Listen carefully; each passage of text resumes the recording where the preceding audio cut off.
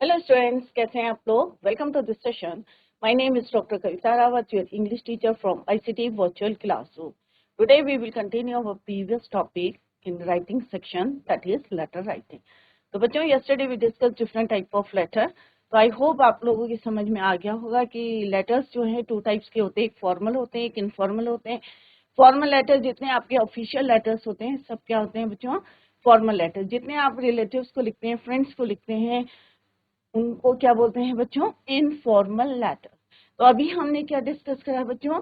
Format of formal letters. तो I hope सारे बच्चों की समझ में आ गया होगा, ऑल ऑफ यू अंडरस्टूड कि फॉर्मेट क्या होता है. क्योंकि अगर जैसे मैंने पहले भी आपको बताया था कि अगर आपको फॉर्मेट आता है तो डेफिनेटली आपको जो है you will get some marks in your exam. Clear? तो किस तरह से लिखना है, रटना नहीं है, समझ के आपको लिखना है. ये हम बार बार आपको यहाँ पे याद दिला रहे हैं कि जिससे कि आप रटे ना, समझें और फिर उस लेटर को लिखें. क्योंकि जैसे हमने यहाँ पे बताया था जितने भी हमारे स्टेप्स हैं लेटर के अकॉर्डिंग टू द फॉर्मेट, सब कुछ जो है एवरीथिंग जो कहाँ होती है इनसाइड द क्वेश्चन. क्लियर? तो जो लेटर हमने डिस्कस करे थे फॉर्मल और इनफॉर्मल लेटर्स, इसी को अभी कंटिन्यू करते हैं.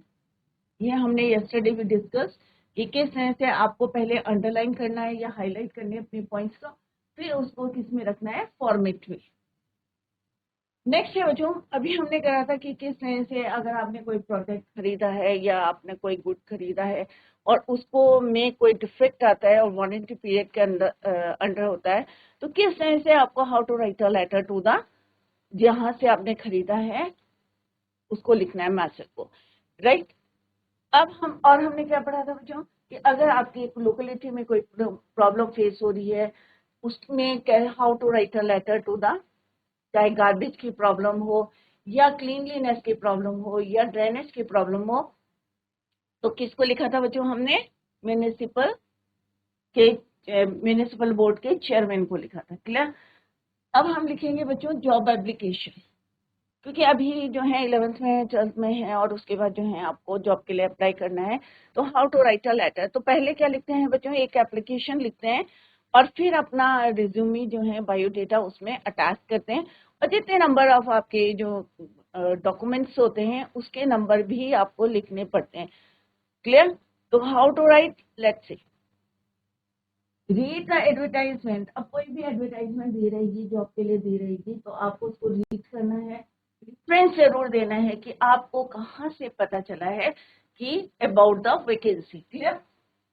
तो रीड द एडवर्टाइजमेंट. अब एडवर्टाइजमेंट क्या है वो आपको रीड करना है.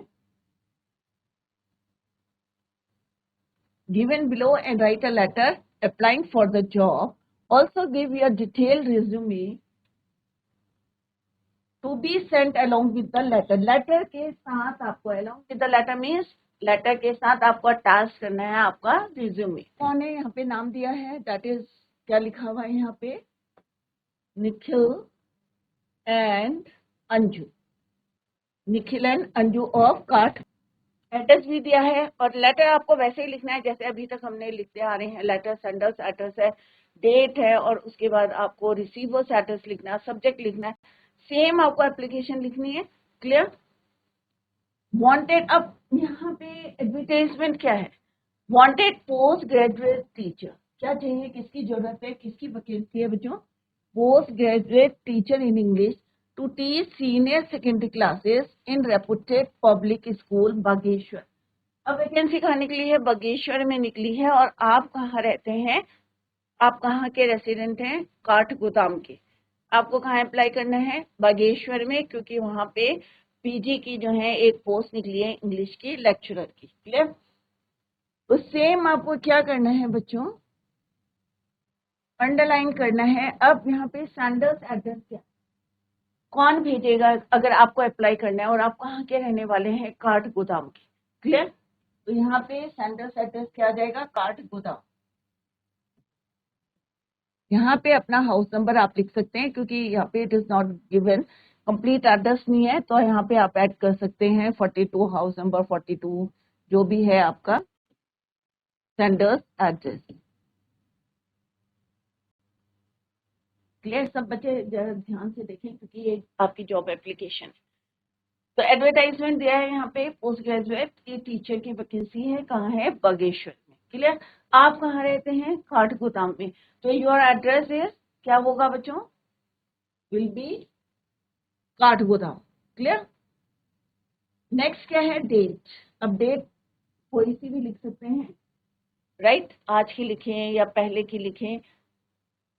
स्टैंडर्ड एड्रेस क्या है, टू द मैनेजर, ऑब्वियसली हम कॉलेज में लिख, सॉरी स्कूल में अप्लाई कर रहे हैं, to the manager public school Bageshwar, क्योंकि पोस्ट कहाँ है, बागेश्वर की। आपका एड्रेस कहाँ का है, काठगोदाम का, तो ये थोड़ा आपका वेरी करेगा क्योंकि वैकेंसी कहाँ है बच्चों, बागेश्वर।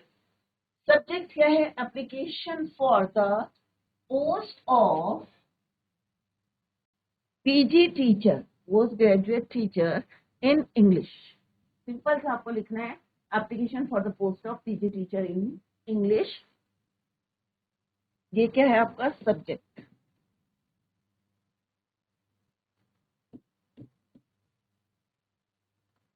ये क्या है आपका रिसीवर्स एड्रेस।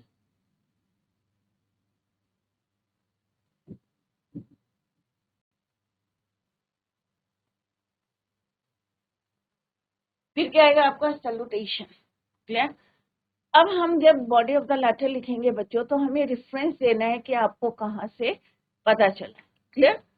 रेफरेंस नंबर देना है, या आपको न्यूज़पेपर से पता चला है, या कहाँ से रिलेटिव से पता चला है, तो you have to mention it in the application letter. तो ये क्या हो गया बच्चों, 12 MG रोड, जैसे मैंने आपको बताया कि अपना एड्रेस वहां पे मेंशन करें, क्योंकि यहाँ पे सिर्फ क्या लिखा है, काठगोदाम, प्लेस का नाम लिखा है। क्लियर।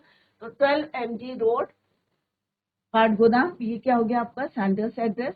डेट, तो डेट क्या है बच्चों, आज के लिख देते हैं यहाँ पे 06 नवंबर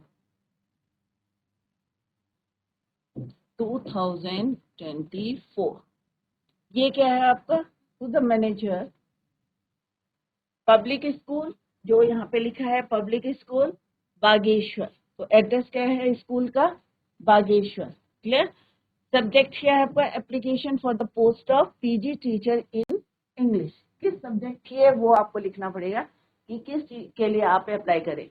अब जब रिज्यूमे देंगे तो बच्चों आपको लिखना पड़ेगा, क्योंकि यहाँ पे पोस्ट किसकी, इंग्लिश की, तो आपको ये नहीं लिखना है कि MSc in science, MSc in sorry bio, MSc in chemistry, MSc in maths।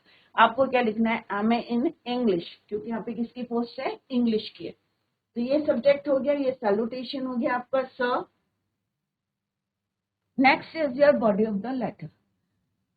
अब बॉडी ऑफ द लेटर में आप लिखेंगे कि this is the response to your advertisement in, अब कहाँ से पता चला कौन सा पेपर है, कोई सा भी पेपर का नाम लिख सकते हैं। This is the response to your advertisement in the Hindustan Times, या कोई और भी लिख सकते हैं आप लोकल पेपर, क्योंकि बागेश्वर काठगोदाम का है, अमर उजाला का लिख सकते हैं आप। For the post of PGT in English for your institution, I wish to apply for the same. ये क्या है आपका इंट्रोडक्शन दिया है, attached herewith is my brief resume and I would, ये कंक्लूजन हो गया, I would be too happy if I am considered for the above mention post in your school. बहुत ज्यादा डिटेल में नहीं लिखना है, क्योंकि आप अपना रिज्यूमे उसमें अटैच कर रहे हैं, तो आप टू द पॉइंट लिखें कि कहाँ से आपको पता चला है एडवर्टाइजमेंट, किस पोस्ट के लिए आप अप्लाई कर रहे हैं, और आपको जो है यहाँ पे क्या अटैच कर रहे हैं वो लिखना है रिज्यूमे। एंड और आप क्या चाहते हैं, I would be too happy, कि मुझे खुशी होगी, if I am considered for the mention post in your school. Clear. Your sincerely Nikhil या अंजू, दोनों में से एक नाम लिखने हैं, क्योंकि it is already mentioned in the question. यहाँ पे लिखा है बच्चों निखिल और अंजू, तो ये क्या है आपका कॉम्प्लीमेंट्री क्लोज।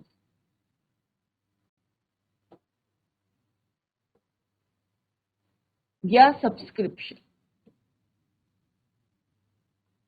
एक नाम लिखना है, इधर निखिल और अंजू, क्योंकि अगर नहीं दिया होगा तो you can write your name. अब आपको रिज्यूमे देना है बच्चों। क्लियर। तो पहले फर्स्ट ऑफ ऑल क्या लिखना है, you have to write an application. Application लिखेंगे, सेम मेथड है, उसमें आपको सेंडर्स एड्रेस लिखना है, डेट लिखना है, और डेट कैसे लिखनी है वो भी हमने बताया आपको।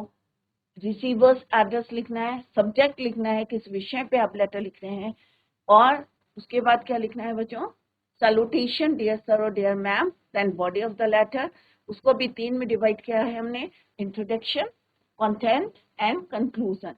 उसके बाद कॉम्प्लीमेंट्री क्लोज आएगा, बिल्कुल कंप्लीट एप्लीकेशन लिखनी है आपको। उसके बाद आप यूज करेंगे रिज्यूमे। अब यहाँ पे क्या करना है बच्चों, नेम। फर्स्ट ऑफ ऑल आपको क्या लिखना है अपने बायोडेटा या रिज्यूमे में, नेम। नेम वही लिखना है जो जो क्वेश्चन में दिया है। तो क्वेश्चन में क्या नाम दिया है बच्चों, निखिल या अंजू, तो दोनों में से एक आप वहां पे लिखेंगे। फादर्स नेम, फादर्स नेम आप यहाँ पे कुछ भी लिख सकते हैं, क्लियर। तो यहाँ पे फादर्स नेम लिखेंगे। एड्रेस, तो यहाँ पे फादर का नाम आप अपना लिख सकते हैं क्योंकि फादर का नाम नहीं दिया है, क्लियर। जो दिया है क्वेश्चन में वही आप कॉपी करेंगे, अदरवाइज आप अपने आप लिख सकते हैं, क्लियर। एड्रेस क्या है, जो आपने लेटर के टॉप में लिखा है वही एड्रेस आपको लिखना है, 12 MG रोड काठगोदाम, क्लियर। तो यहाँ पे भी हम क्या लिखेंगे, 12 MG रोड काठगोदाम, जो हमने सैंडर्स एड्रेस में लिखा। डेट ऑफ बर्थ यहाँ पे आप अपनी लिख सकते हैं, क्लियर। सेक्स मेल और फीमेल, मैरिटल स्टेटस मैरिड है या अनमैरिड है, टेलीफोन नंबर इफ अगर है तो, मोबाइल नंबर, क्लियर। तो ये एक जो है नॉर्मल आपको जनरल इंफॉर्मेशन देनी है। अपना नाम, father's name, address, date of birth, sex, marital status, telephone number और मोबाइल नंबर। कई बार यहाँ पे मदर्स नेम भी ऐड करते हैं। नेक्स्ट है एकेडमिक क्वालिफिकेशन। अब फाइनली हम क्या लिखेंगे, एकेडमिक क्वालिफिकेशन। 10th से आप स्टार्ट करेंगे, हाई स्कूल से, राइट। कौन सा बोर्ड है, कौन सी यूनिवर्सिटी से आपने करा है, तो यहाँ बोर्ड और यूनिवर्सिटी आप करेंगे। तो हाई स्कूल उत्तराखंड बोर्ड से करा है या CBSE बोर्ड से करा है या आपने ICSE बोर्ड से करा है, तो वो यहाँ पे मेंशन करेंगे और अपने मार्क्स परसेंटेज को यहाँ पे मेंशन करेंगे, क्लियर। नेक्स्ट है हाई स्कूल के बाद intermediate, from which board, Uttarakhand board, ISC board या CBSE बोर्ड। मार्क्स परसेंटेज, अगर परसेंटेज ऊपर लिखा है तो no need to write it here. BA graduation कहाँ से किया, कुमाऊं यूनिवर्सिटी से करिए, गढ़वाल यूनिवर्सिटी से करिए, दिल्ली यूनिवर्सिटी, कोई सी भी यूनिवर्सिटी करिए, तो यहाँ पे आपको मेंशन करना है। And then percentage, then MA, क्योंकि यहाँ पे इंग्लिश है, यहाँ पे आप सब्जेक्ट का भी कॉलम बना सकते हैं कि सब्जेक्ट आपके कौन कौन से थे हाई स्कूल में, इंटरमीडिएट में, BA में, MA इन विच सब्जेक्ट जो है आपने किया है, तो यहाँ पे MA in English. Kumaon university कितने परसेंट है, क्लियर। तो ये एक हमने अभी हाई स्कूल से MA तक दी है। अब हम देंगे एडिशनल क्वालिफिकेशन, क्लियर, कि B.Ed करा है या नहीं करा है। अदर क्वालिफिकेशन क्या है यहाँ पे, अगर B.Ed मांगा है तो यू मस्ट मेंशन देयर, वहां पे आपको मेंशन करना है कि आपने B.Ed करा है और कौन सी यूनिवर्सिटी से करा है, वो भी आपको मेंशन, क्लियर। अदर क्वालिफिकेशन आपने कंप्यूटर में करा है या PGDCA करा है, वो भी आप यहाँ पे मेंशन करेंगे। प्रोफेशनल एक्सपीरियंस क्या है, क्योंकि ऑब्वियसली आप टीचिंग में अप्लाई कर रहे हैं, टीचर की पोस्ट के लिए अप्लाई करें, तो यहाँ पे आपको क्या लिखना है, professional experience, presently teaching in A reputed public school for the past 6 years। अब हम यहाँ पे पास्ट 6 years लिख रहे हैं, तो आपको ये भी ध्यान में रखना है कि MA आपने you did your MA in which year। तो यहाँ पे थोड़ा सा आपका, क्योंकि 6 years का एक्सपीरियंस है, तो इसका मतलब आपने MA जो है 6 साल पहले किया था, 6 years। तो ये छोटी छोटी बातें हैं जो आपको ध्यान में रखनी है, क्लियर। हॉबीज क्या है आपकी, रीडिंग है, म्यूजिक है, डांसिंग है, क्या है आपकी, तो वो भी यहाँ पे मेंशन करनी है। अचीवमेंट्स, अगर आपने स्कूलिंग में या कॉलेज में आपने कोई कुछ चीज जो है जो आपको वन करे हैं या मैच करे हैं या डिबेट में करा है, तो वो भी यहाँ पे मेंशन करना है आपको। कौन से लेवल का है, नेशनल लेवल का है, डिस्ट्रिक्ट लेवल का है, स्टेट लेवल का है। 1 first prize in debate in college. Clear? इतना आपको लिखना है आपने। अगर कोई रेफरेंस देना है तो वो भी देख सकते हैं, रेफरेंस भी। If my particulars suit your requirement, I will be happy to come for a personal interview as for your schedule. नीचे अपना नाम लिखेंगे अपने रिज्यूम के नीचे। क्लियर? तो इस तरह से आपको एक जॉब एप्लीकेशन लिखनी है, क्योंकि कहीं पे भी आप अप्लाई करेंगे तो सबसे पहले क्या करना है, फर्स्ट ऑफ ऑल क्या लिखना है बच्चों, आपको एक, जैसे हम लिख रहे हैं एप्लीकेशन, सेम आपको एप्लीकेशन लिखनी है। वैसे ही क्वेश्चन में आपको मार्क करना है sender's address, receiver's address, subject, body of the letter में जो पॉइंट्स आपको लिखने हैं वो भी उसमें हाईलाइट कर सकते हैं आप। क्लियर? तो I hope that's clear to you. तो यहाँ पे जैसे अभी हमने इंग्लिश टीचर के लिए लिखा है, ऐसे साइंस टीचर के लिए, कंप्यूटर टीचर के लिए भी आप अप्लाई कर सकते हैं। Same method is the same, आपको फॉर्मेट सेम है, बट आपको सब्जेक्ट चेंज करने हैं और उसी के अकॉर्डिंग आपकी एकेडमिक क्वालिफिकेशन भी चेंज होगी। इज इट क्लियर बच्चों? क्लियर? अगर कंप्यूटर में मांगा है तो आपको डिप्लोमा दिखाना पड़ेगा, या आपने जो है किस ऐसे स्कूल में भी जो है कंप्यूटर लिया है तो वो भी आपको मेंशन करना है। क्लियर? तो इस तरह से आपको लिखना है, और यहाँ पे जो नाम लिखने हैं वो वही लिखने हैं जो क्वेश्चन में दिए हैं। क्लियर बच्चों? अचीवमेंट लिखना है, हॉबीज लिखनी है, ये आप चेंज कर सकते हैं, जो आपकी हॉबीज हैं वो लिख सकते हैं। डांसिंग है, रीडिंग है, राइटिंग है, प्लेइंग है, कोई भी हॉबी हो सकती है, तो यहाँ पे आप उसको मेंशन करें। क्लियर? नेक्स्ट है write a letter to the editor. तो अभी हमने करा जॉब एप्लीकेशन करा, अब हम करेंगे लेटर टू द एडिटर, कि एडिटर को किस तरह से लेटर लिखना है। The Times of India about the mosquito menace due to stagnant water. जहाँ पे भी रुका हुआ पानी होता है, स्टैग्नेंट में जो पानी इकट्ठा रहता है उसमें क्या होते हैं, मॉस्किटो ब्रीड करते हैं। तो mosquito menace due to stagnant water in your locality. Give suggestion to improve the situation. You are Raman and Renu living in 22 Park Road, Rishikesh. अब यहाँ पे बच्चों सेंडर्स एड्रेस क्या हो गया आपका, 122 park road, Rishikesh. This is your sender's address.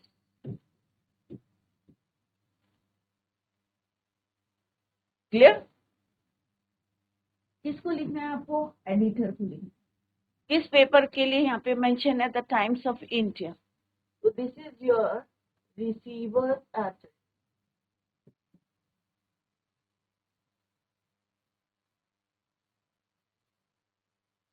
Subject क्या है बच्चों, mosquito menace due to stagnant water, this is your subject. Yours faithfully में क्या लिखना है आपको, कॉम्प्लीमेंट्री क्लोज में रमेश या रेणु या सब्सक्रिप्शन।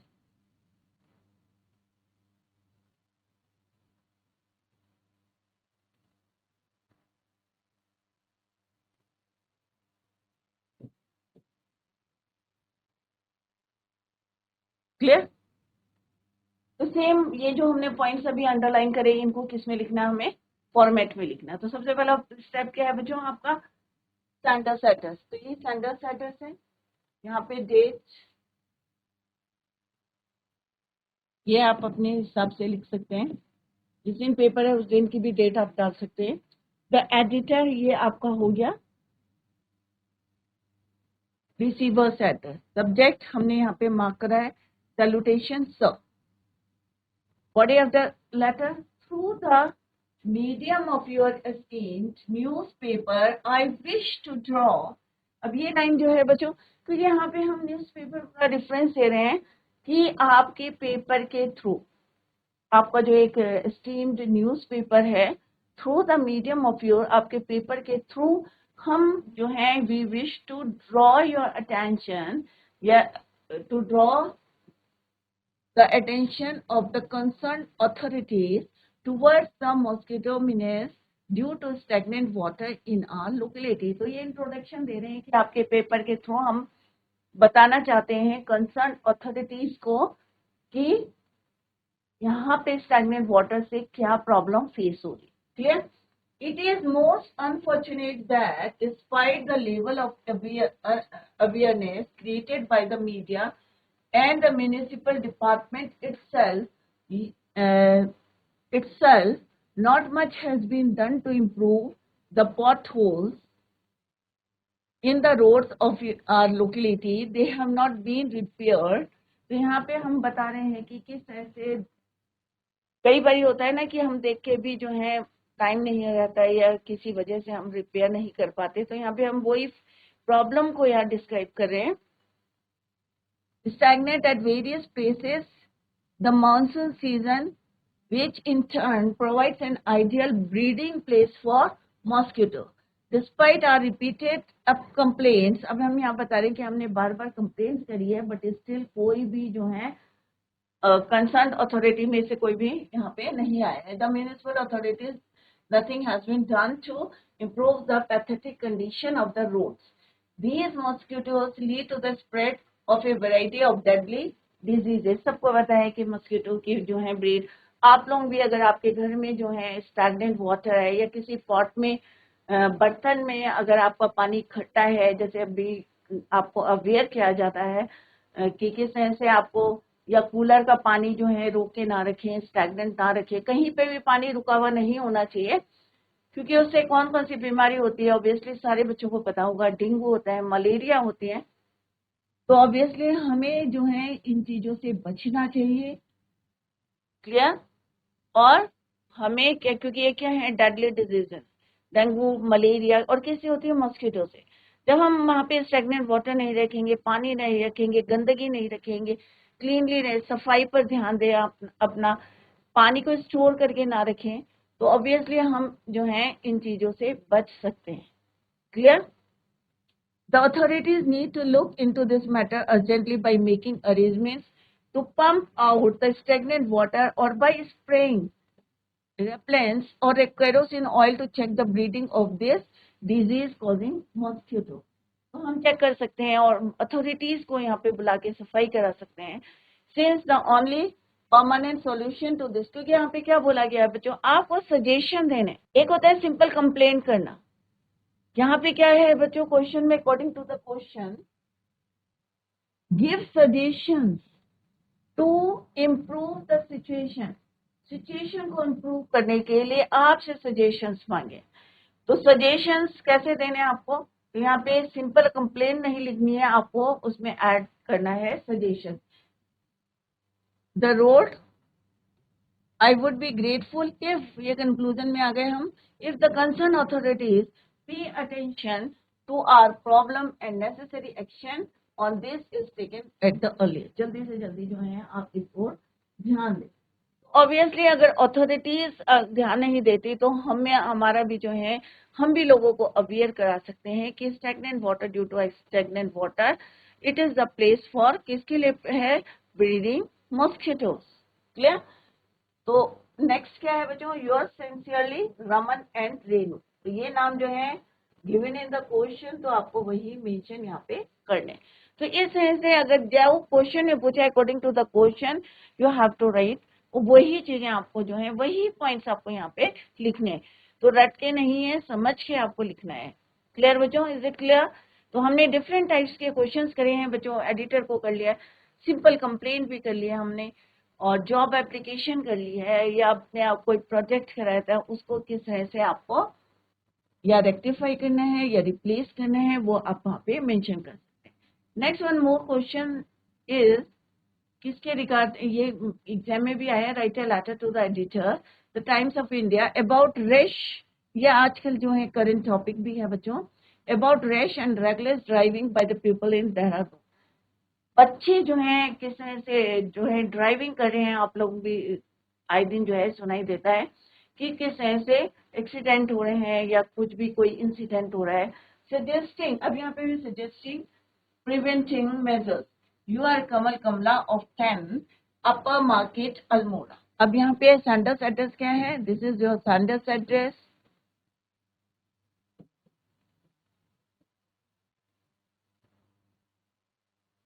ये आएगा आपका कॉम्प्लीमेंट्री क्लोज में।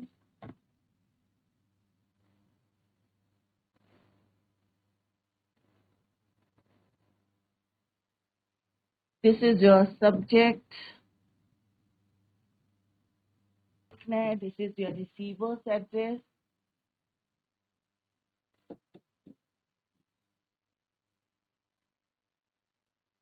क्लियर?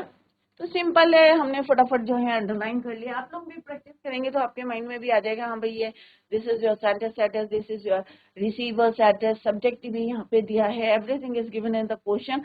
आपको अभी क्या करना है, कॉपी करना है इन द फॉर्मेट। क्लियर? तो ये आ गया आपका सेंटेंस एड्रेस आ गया। डेट आप यहाँ पे चेंज करेंगे, जिस दिन आपको लिखना है वो डेट डालेंगे आप।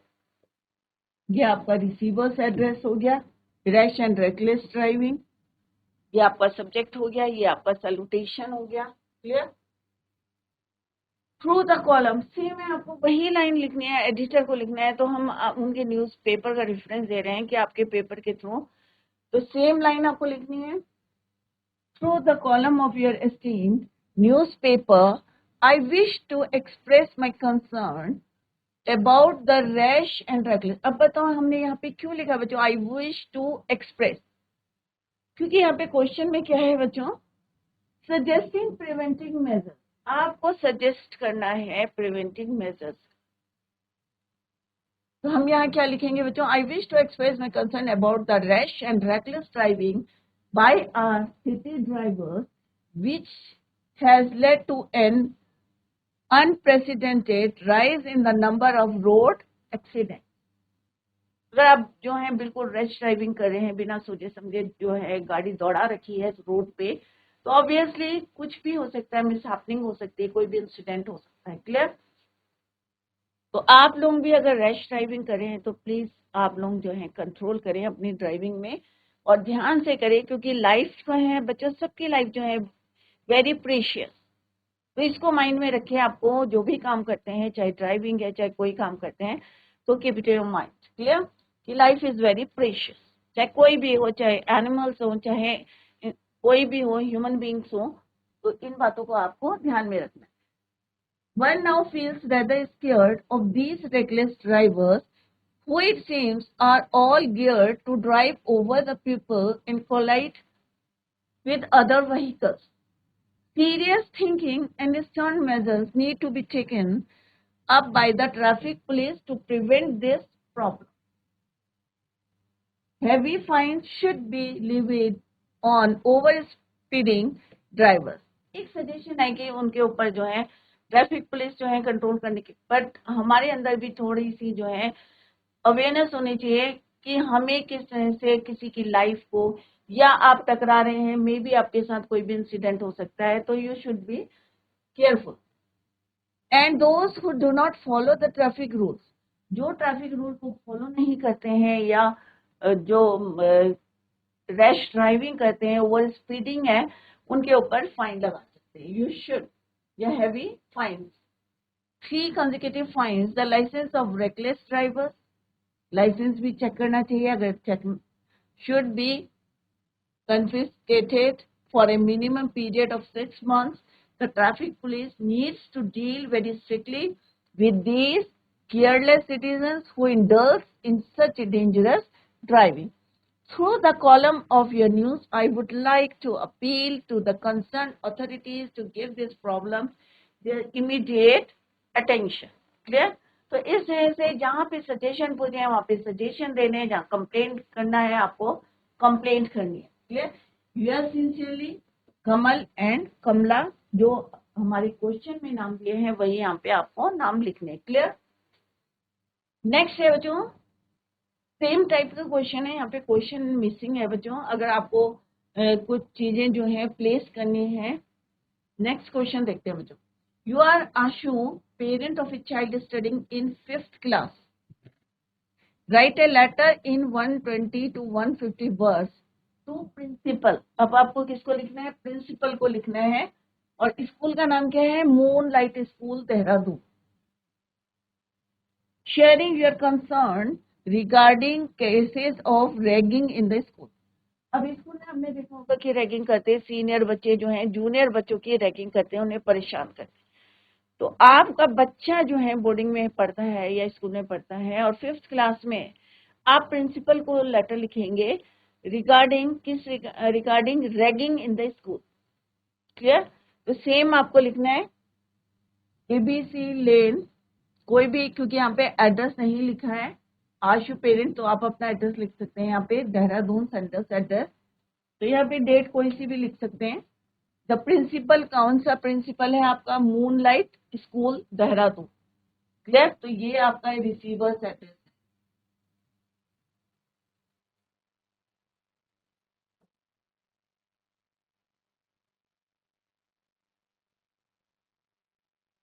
क्लियर? Moonlight school Dehradun.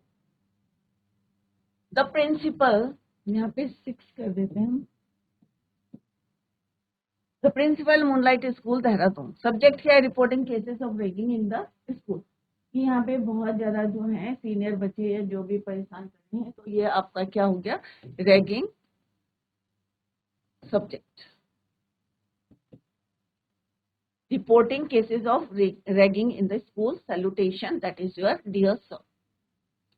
माई वॉर्ड, अब हम बता रहे हैं, अपने प्रॉब्लम बता रहे हैं कि स्कूल में किस तरह से रैगिंग हो रही है। तो आप इंट्रोडक्शन देंगे कि मेरा बच्चा जो है, my ward Aakash is a student of your school studying in class 5th.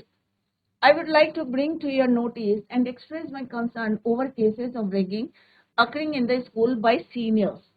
I am very anxious and worried ever since and have recently heard about incidents of ragging from other parents. कि मुझे पता चला है दूसरे parent से कि यहाँ पे किस तरह से सीनियर बच्चे दूसरे बच्चों से वो किस तरह से डरा रहे हैं या जो भी उनकी रैगिंग कर रहे हैं। The harassed children need to be given moral support and the miscreants needs to be dealt with strictly. The school should also arrange for their counseling and may I also suggest that the school authorities take the help of parents in tackling this problem. अगर आपसे नहीं हो रहा है तो मे भी आप help ले सकते हैं किससे? Parents. At its root level, such cases need to be stopped to maintain the healthy environment of the school, and I'm sure you will deal with this problem with immediate effect. We are sincerely Ashu. Clear? तो उन्होंने अपना जो है नाम दिया है यहाँ पे क्वेश्चन में, यू आर आशु। तो क्या बोला है कि आप आशु हैं, पेरेंट किसके हैं? बच्चे का नाम नहीं दिया है तो आप उसमें लिख सकते हैं। क्लियर? तो इस तरह से आप यहाँ पे मेंशन करेंगे कि किस तरह से अगर आपका वार्ड जो है परेशान है, स्कूल में रैगिंग है, तो आप स्कूल के प्रिंसिपल को सजेशन दे सकते हैं टू स्टॉप दिस, और कैसे कर सकते हैं ये भी आप उसमें बता सकते हैं। क्लियर? तो इस तरह से डिफरेंट जो है हमने क्वेश्चन जो है एडिटर को देखा, हमने एडिटर को लिखा, या आपको कोई प्रॉब्लम फेस करनी पड़ी है, आपके लोकेलिटी के आप जो रेसिडेंट्स है उनको जो है कोई प्रॉब्लम फेस करनी पड़ी है, या आपको जॉब एप्लीकेशन लिखनी पड़ी है, किसी को जो है जॉब के लिए अप्लाई करना है, how to write an application. तो कैसे एप्लीकेशन लिखनी है? पूरा एक सिंपल एप्लीकेशन लिखनी है और उसके साथ आपको रिज्यूमे देना है, आपका बायोडेटा। और कैसे लिखना है वो भी हमने यहाँ पे करा है। तो हमने इंग्लिश सब्जेक्ट लिया है, आप मैथ्स ले सकते हैं, साइंस ले सकते हैं, कोई भी सब्जेक्ट लेके आप जॉब एप्लीकेशन के लिए अप्लाई कर सकते हैं। ये जरूरी नहीं है कि हम स्कूल के लिए कर रहे हैं अप्लाई, ऑफिस में अगर अप्लाई करना है तो सेम मेथड है। आपको यहाँ पे नंबर ऑफ जो है जितने भी डॉक्यूमेंट्स दिए हैं आपको उसको भी यहाँ पे मेंशन करना है। क्लियर? तो हमने यहाँ पे डिफरेंट टाइप्स के क्वेश्चंस जो है करे हैं बच्चों, तो घर में जाके आप अप्लाई करें। और एक ये है कि अगर आपको कोई गुड्स या कोई अप्लायंसेस ऑर्डर करने हैं तो हाउ टू राइट, तो यहाँ पे लेटर है, ऊपर सेम आएगा, आपको सेंडर्स एड्रेस आएगा, डेट आएगी, रिसीवर्स एड्रेस आएगा, और फिर आप जो है इस तरह से बॉडी ऑफ द लेटर है, इसको भी 3 में हमने डिवाइड करा, further divided into 3, introduction, content, then conclusion. तो वही मैंने आपको जो है पार्ट्स करके भी बताया कि किस तरह से आपको करना है। फिर आपको लिखना है कि we are glad to inform you that your offer to supply. तो इस तरह से आपको लिस्ट ऑफ अप्लायंसेस और क्वांटिटी भी बतानी है कि कितनी क्वांटिटी आपको मंगानी। तो बच्चों आज हमने लेटर राइटिंग करा है। अगर आपको जो है अभी इनविटेशन कराने हैं तो नेक्स्ट लेक्चर में इसी को जो है कंटिन्यू करेंगे, या आप जो है प्रैक्टिस करके आए, और अगर कहीं पे आपको प्रॉब्लम है तो आप नेक्स्ट लेक्चर में you can clear your doubts. क्योंकि बच्चों 10 मार्क्स का आता है, और मैंने जैसे आपको बताया फॉर्मेट के भी नंबर मिलते हैं, तो आप छोड़ के नहीं आएंगे एग्जाम में, इसको आप अटेम्प्ट करेंगे question in the exam. That's all for today. Thank you so much, bye, take care, have a nice